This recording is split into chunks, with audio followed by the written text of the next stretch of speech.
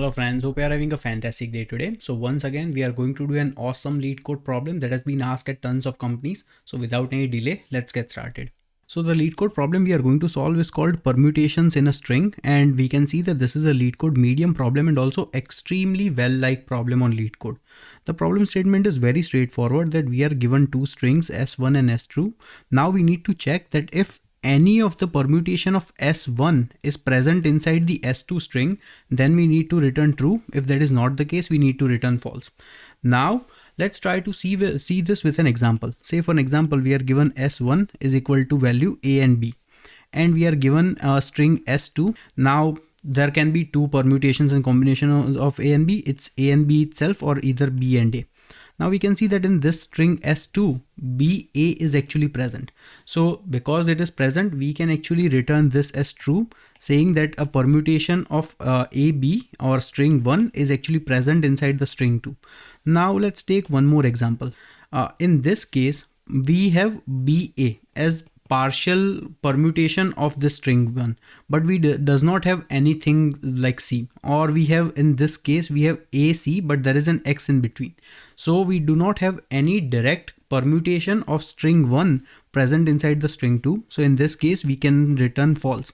Now, even though we have A, B and C, all three present inside the string 2, but they are not present together. So that is the main problem. So now let's see that how can we actually solve this problem. And the number one approach is very simple brute force approach.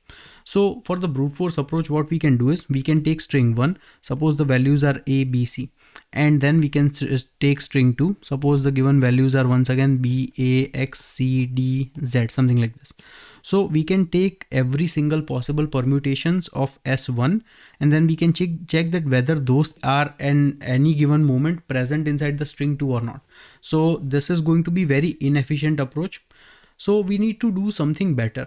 Now the question is, in any given case, suppose the string 1 is ABC, then what are the different permutations and combinations possible?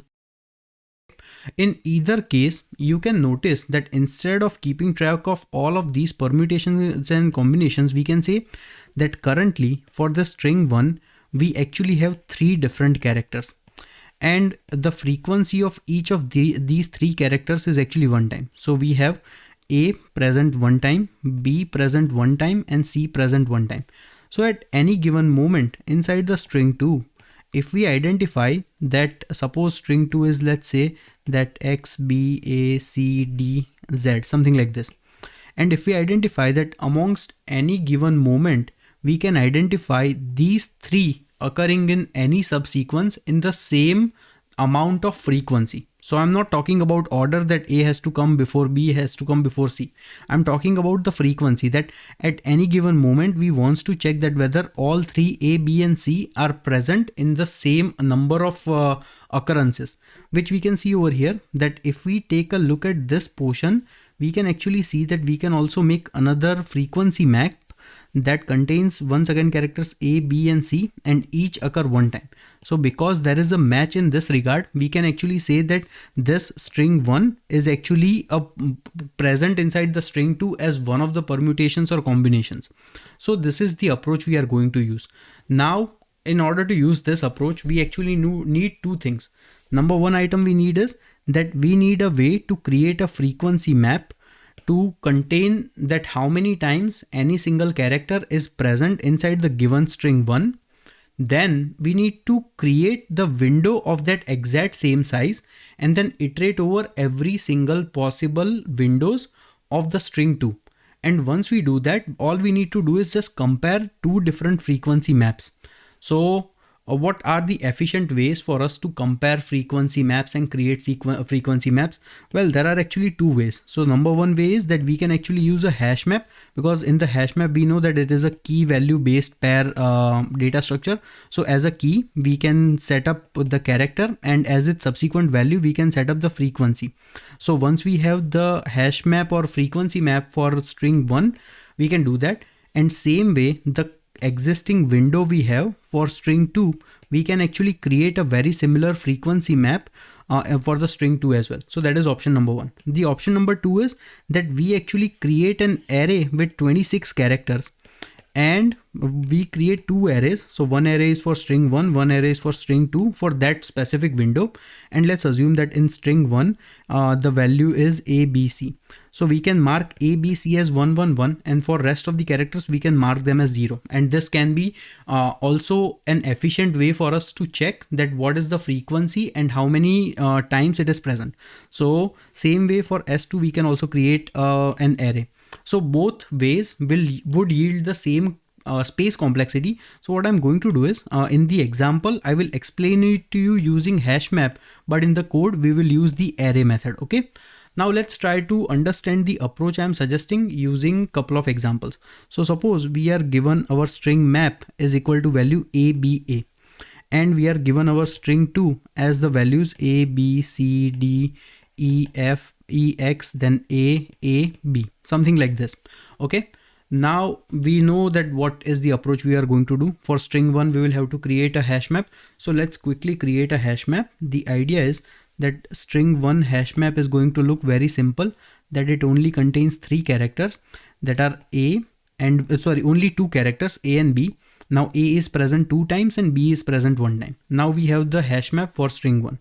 Now for the string 2, what we are going to do is that we are going to create an exact same size window, and then we are going to keep sliding that window over from left to right. And using that approach, we would be able to solve this problem very easily. So let me tell you what we are trying to do. So initially the string 2 does not have a hash map. So let's create a frequency map for string 2 as well. Okay. And I'm marking 3 values. So now let's see. Okay. Currently this one does not have anything.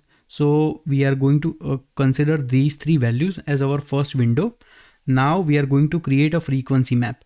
And the idea is that we can keep on comparing the 2 frequency maps, or if you don't want to create 2 maps, you can actually start deducting values as well. But in either case, you will have to remember that what was the original state. Okay. So that's why for our simplicity, I'm creating 2 maps. So now for this A, we have this A and it is occurring once. Once again, we have this B, it is also occurring once. And then once we have C, that is also occurring once. But if we compare these two, then we can see that A and B is partially there, but C should not be there, and we are still missing one A. Okay, so in this case, this is not the correct approach. So now we will have to migrate our window one step forward, which means previously we were considering this ABC. So now we will get rid of this A and we will treat as if this A is currently no longer needed. And now we are going to be dealing with this particular window.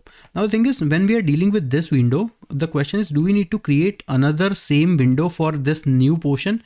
The answer is no. We can actually do something very simple. The idea is that whatever the value was present over here, we can actually get rid of that value because we are moving to the next step inside our sliding window. And then whatever the new value is, we can simply add that new value to the hash map. So now we are going to get rid of A, and we are going to add one other value D, and we are going to mark its frequency. So D is also present once. But once again, this window also does not yield us the correct result, and these two are still not equal. Okay, so now we will have to consider this window. So once again, we will keep on repeating the same process. We will get rid of B. Once again, we will get rid of B. We will include value E again. So now E is present one time, but also this window does not work as well. So now we are also going to get rid of this value number C. Now C is no longer present. But now we are going to include value number X. So X is present one times, but once again, this is also not correct. So we will get rid of D and we will have this window to consider. So now we are going to get rid of D and we are once again going to add value number A one times. Now, once again, this is not the correct approach. So we will once again get rid of value number value number E, and the new value is A. So because new value is A is already present, which means we do not have to add A again. So we can just increase the value of A second time. Now, currently we are considering this window, but this is also not the correct window. So we will also get rid of this one. We will kick X out and then we will add value number B. So adding value number B would allow us to add one more value B inside over here. And now this is our final window. But in the final window, we can see that both string 1 hash map and string 2 hash map are same. The frequency of character occurring is exactly same. which means we have found our optimal solution, and we can say that currently one of the permutation of string 1 is actually present inside string 2. So we can return true as the answer in this case. And in case, say for an example, this one was not B and this one was something else like character D. So the moment we reach to this value and we have a string that looks like D1, something like this, then there is no longer a window possible for us to move forward, which means we have exhausted every single possibility in string 2. Still, we did not find the same set of frequency of character present inside the string 1, which means we can simply return false in that case. And this is the whole approach. So this would be the optimal solution. If we see time and trace complexity in this case, the time complexity is very simple. It's going to be big O of n, because number one, in order to create this hash map, it takes us big O of n time. And then using a sliding window, we simply have to iterate over this given array. So this is also big O of n. In terms of space complexity, so this can be big O of 1. Why?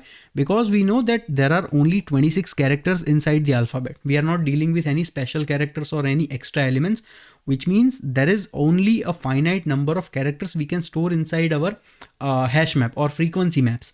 So that's why space complexity is going to be 1. So this is a very good time and space complexity, which yields us very good results. So now let's quickly see the coding solution for this one.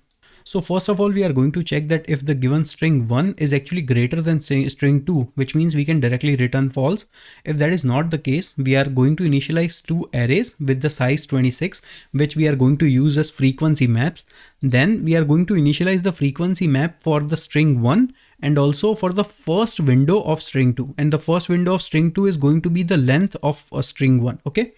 Then we simply have to slide the window through S2 and compare it with the frequency map of string 1. If both match, then we can simply return true. If that does not match, we are going to keep on updating the window of the given string, which means we are going to drop off the left side of the element and we are going to add the right side of the element.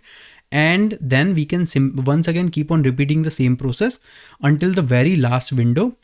If we do find that there is a match, then we can simply return true. At any given moment, we find that we are able to reach to the very end, then we can simply return false. And we are creating a helper function to compare the frequency of two maps, which is going to be just running for loops across both the arrays and check that at any given moment, whether the frequency is deviating away from a single character or not. And then we can simply break out of that loop. Okay, so let's try to run this code. Okay, seems like our solution is working as expected. Let's submit this code. And our code runs extremely fast in terms of time complexity and also very efficiently in terms of space complexity. So you can find this code in our GitHub repository and the link is in the description. Thank you.